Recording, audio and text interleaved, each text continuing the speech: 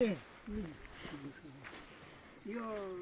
फलामहरू check गर्नुहुन्छ अरू पनि चेक गर्नुहुन्छ यो मागो ल्याएको छु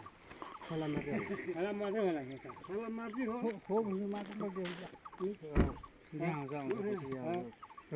अनेक किसिमको माटो अझै खाउन नभन्ने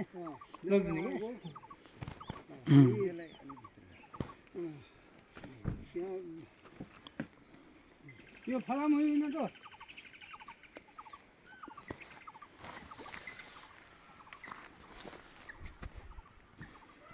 फलाममा तपाईँले गाह्रो यस्तै हुन्थ्यो पहिला यस्तै हुन्थ्यो टासिया हो यो टाँसे अन्त हो यो दुई किसिमको हुन्छ म खानी बेच्छ पैसाको खानी लाइनमा बेचेको मान्छे हो क्या हजुर हजुर पहिला खानीभित्र पस्नुहुन्थ्यो यो खानी पैसा गोल ल्याउने कोठा धुने फलाम कसरी निकाल्नुहुन्छ त पहिला त्यस्तो उमा अप्ठ्यारोमा हामीले त यो घनले खानिकन भित्र जाने अब हुन्छ अब खाने बुढा भन्ने जस्तो एउटा उदाहरणको लागि यहाँ नाति खाने बुढा भन्नुभयो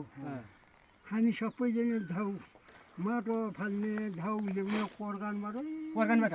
तिमीलाई त माटो फाल्दैन भित्र कहाँ गोर्खाबाट फालिदियो गोर्खाबाट उहाँले फेरि भाङ बत्ती छ त्यो कुरो छैन अब कहाँ पाइ बत्ती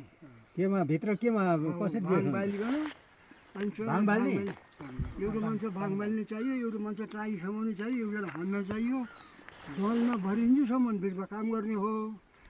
बिर्ख दलेर नपारे पनि सब भाग्ने हो बाहिर भाङ बालिया भाङ बालिया पाती भाङ